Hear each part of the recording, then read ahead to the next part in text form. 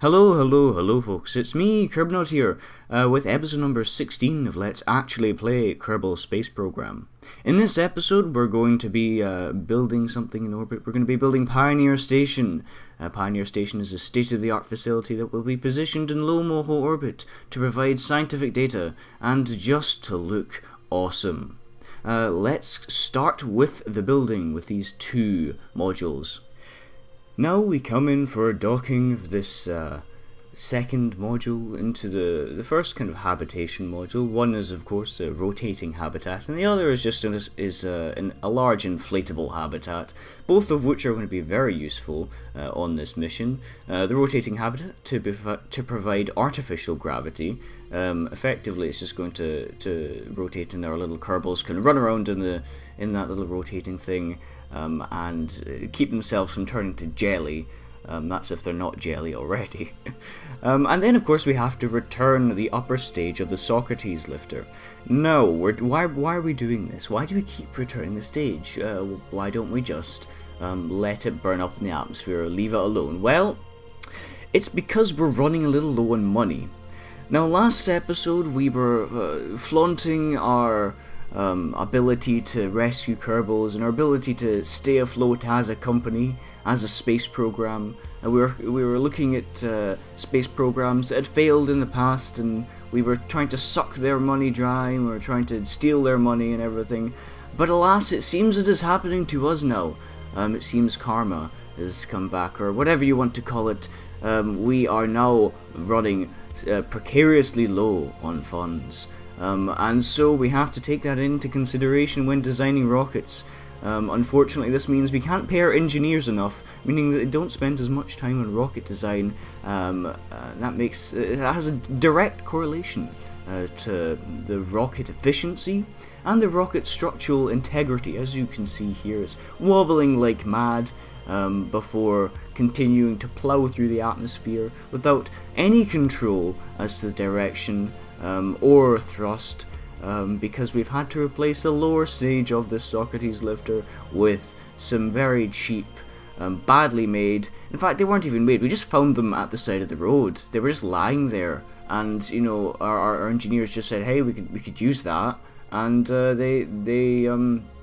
we just agreed because it cost us less money and they thought it would work, so why not? So we slapped those bad boys onto the bottom of a highly sophisticated rocket, and it threw us into orbit, along with some help from the upper stage, of course.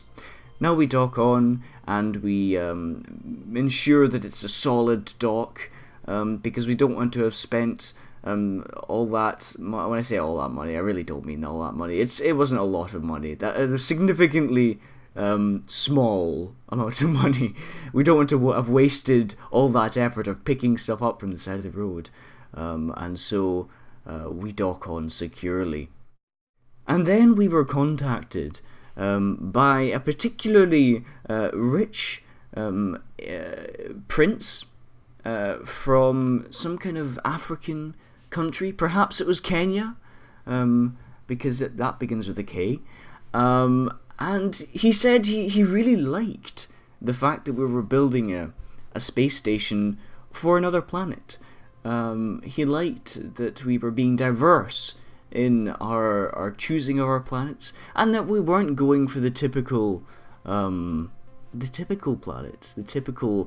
planet, which is, of course, Eve or Juno, because those require the least delta V. No, we're going for MOHO, because, we love MOHO. MOHO is awesome, and it gives us, we talk to MOHO a lot. We have a lot of missions that fly past MOHO, and, we like MOHO. So, this guy, he liked the idea that we were going for MOHO, and so he asked for our credit card details, and he asked for our bank account details, because he wanted to transfer us a lot of funds.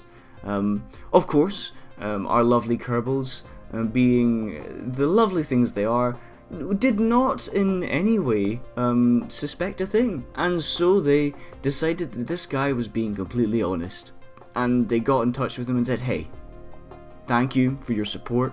We really like the fact that you are supporting us in a monetary way, in a practical way. And so they gave this guy their credit card details and their bank account details, hoping that he would transfer funds to their account to build rocket ships, because, you know, that's all Kerbals care about. They just want to build rocket ships. And they would do anything to do it, especially giving their account details to some prince from Kenya.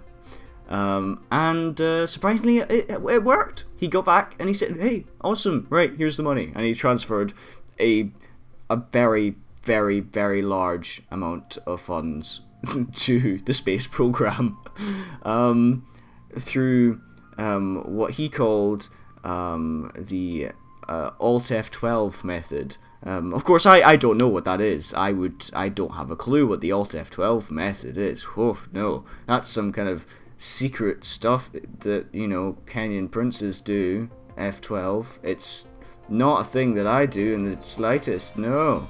So, thankfully, that means that our space program is back up on 2 feet. It's alive and kicking with a vengeance, and it has the funds to complete this mission.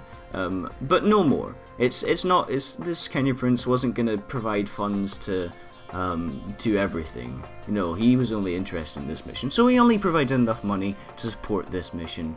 And yeah, so we have the money now, we can continue. We can upgrade our launches back to the original Socrates lifters, as opposed to those low quality, lying at the side of the road, solid rocket boosters that were causing me a pain, and our low quality engineers that weren't being paid enough. So now we have low quality engineers that are just being paid the right amount, as opposed to them being paid less than what they should be. So yeah, here we go. We've got our solar panels on. We've got our fuel tank. We're now docking on without RCS, may I add. None of these dockings were done with RCS. That's the fuel tanks, that is. All of it is just done with raw torque and engine power, and being able to correctly position your craft in the right way. It's quite interesting how you dock without RCS. You effectively just point the two craft towards each other, and then burn towards the craft with the one you want to dock.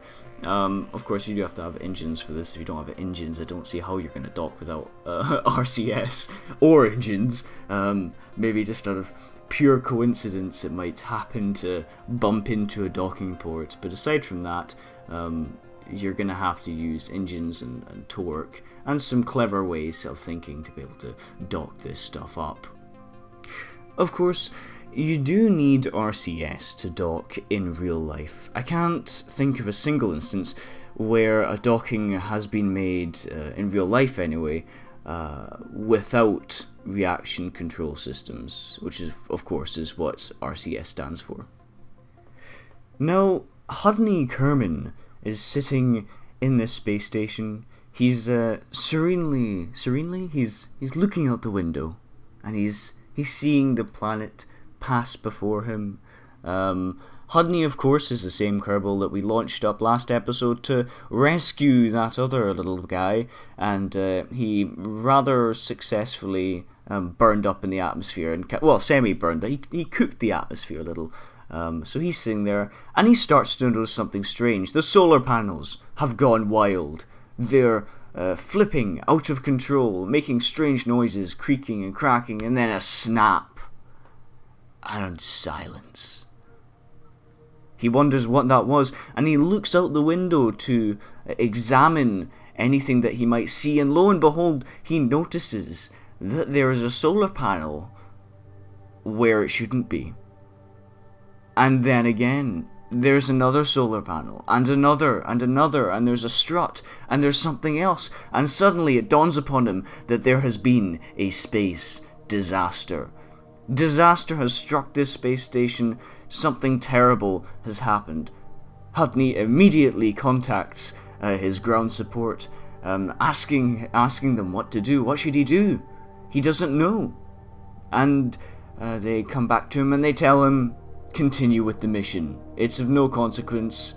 It's just a little thing. It's fine. Don't worry. They're just solar panels. Jeb breaks them all the time. It's not your fault. And of course, Hudney's a little bit confused. He knows it wasn't his fault, but he decides to follow their instructions and continue with the mission. He instructs the probe that is carrying this extender to dock to the station and to continue with this mission as if this disaster had never occurred. Back on ground control, they're sniggering away, hoping that Hudney will never remember this. Perhaps they'll erase his mind when they get back, and they'll put up a cover story to cover up the fact that there was a massive disaster in space, so as to not lose reputation with their stockholders. Because stockholders matter. We do think about this stuff in our space program.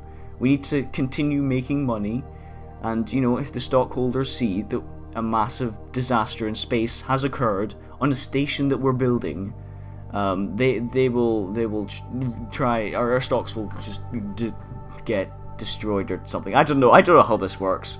Have pity on me. I don't know how stocks work. I'm a person. I don't look at that stuff. So there's been a disaster, and the mission continues. We've decided to continue with the mission mainly because we don't have an escape module. We don't have anything to actually let Hudney go with. There's no engines really on this. If we were really devoted to getting Hudney out of there, we would probably detach one of these upper stages of the Ares 5 lookalikes, and then connect it to the module that Hudney's in. We'd disconnect that, and then we'd bring the whole thing back to Kerban using the engine on that as a kind of a makeshift heat shield. But to be honest, that's way too much effort, and we'd lose effectively two really important pieces of this puzzle, if you will, pieces of this station. We'd lose a habitation module, and we'd lose a whole lot of fuel. So we don't want to do that. We don't have a dedicated escape module yet, because we really were not anticipating this. This disaster was not anticipated in the slightest. Now, in real life on the ISS, they actually do have an escape module. Kind of. They have the Soyuz capsule, which really is used to bring people to the ISS, but it's also sitting there. There's always one connected to the station, and it's used to bring people back from the ISS, whether that's because of a disaster or because it's just their time to come back. So yeah, they have the Soyuz. There have been plans to get a dedicated kind of a dedicated vehicle, escape vehicle. They look a lot like a bit of a space plane. Kind of some of them, some of the designs that have been proposed are lifting bodies, a little like the space shuttle, and a lot of them look very cool. However, there have not been any. There isn't one. No, there isn't an actual thing up there. There have all been designs. There have been a few prototypes, but they haven't officially been brought in. So right now, the astronauts on the ISS have to rely on the lovely little thing that's going to bring them back. The problem with it, though, is that it doesn't work well in medical emergencies. In medical emergencies, you want something that will have very low G forces being put on the astronauts.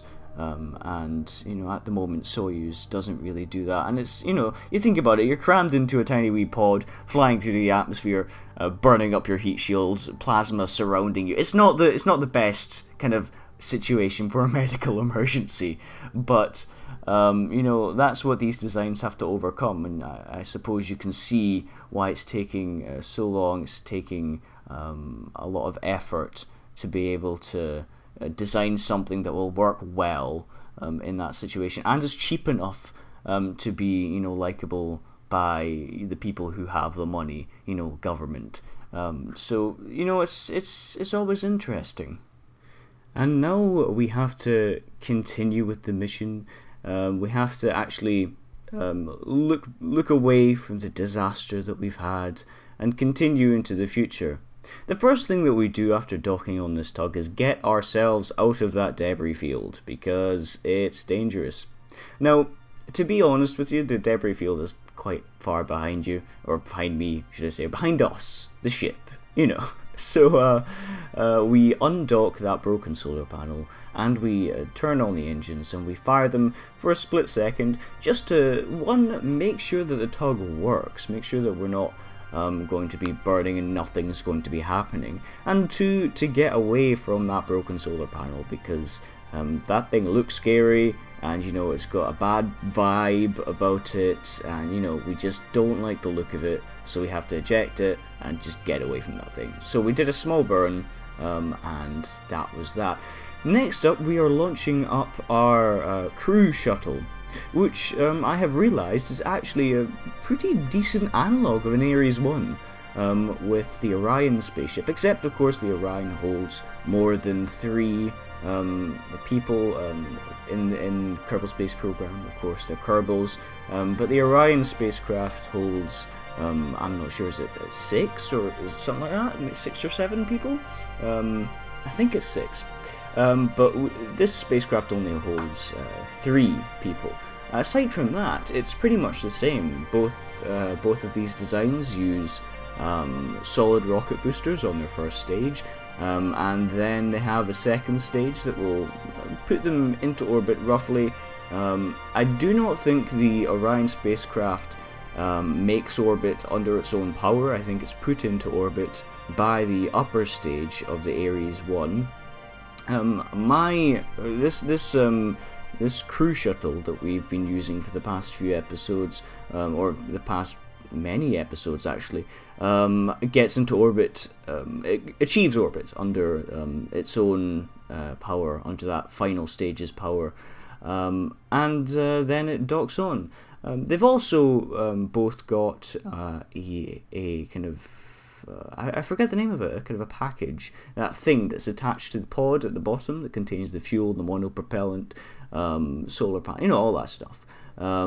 I forget the name of it, but I'll remember later and I'll slap myself in the face for forgetting it. So yeah, they're very much the same in design. Next up, we have to replace the solar panels. Of course, now, because these solar panels decided to go haywire and gained some kind of sentience, we had to replace them. We had to leave them in space to, you know, be alone for the rest of their life, if they have I don't know, but we have to replace them anyway. So what we've done, we've gone with a different design. Instead of using the I-beams like we were using before, we're using a kind of the thicker, I don't know what to call them, they're kind of struts. They're not struts, they're structural panels. So we're using them instead, and we've designed it a little bit better, so that we're launching them one at a time, and so that they're easily dockable, so that we're not having to worry constantly about docking them and setting up another thing to dock them, and being very efficient like that. Of course, we have to land the upper stage of the Socrates lander. Thankfully, this one landed quite nicely. It was nice and flat, and parachutes. I just love parachutes on everything. Just everything should have parachutes. We then set up the second rocket, which is exactly the same as the first. There is absolutely no difference apart from the name. So we launch up the second one, dock it on. We're using the fuel here, and we're transferring the fuel and the monopropellant from these upper stages to the station, so that the station is completely full of resources when it leaves, so that we're making the best use of the space that we have, because there's no point in having all these tanks if they're going to be partially empty. That's just a waste of space, having air, or I don't know, vacuum? I don't know, I suppose there's a vacuum in those parts. So yeah, this landing of the upper stage was not as successful as the earlier one. We do tip over, it's a bit of a pain, however, that pain is completely forgotten when we go back to our station and we make our departure burn. We are now making this burn. Of course, we use the fuel in these two tanks, so we dump them off, we undock them, and then we continue burning. Now we're bringing our periaps down to Moho orbit, and we're going to be making our plane change in the next few episodes. But until then, I will see you in the next one. Have a great day, folks. Bye bye.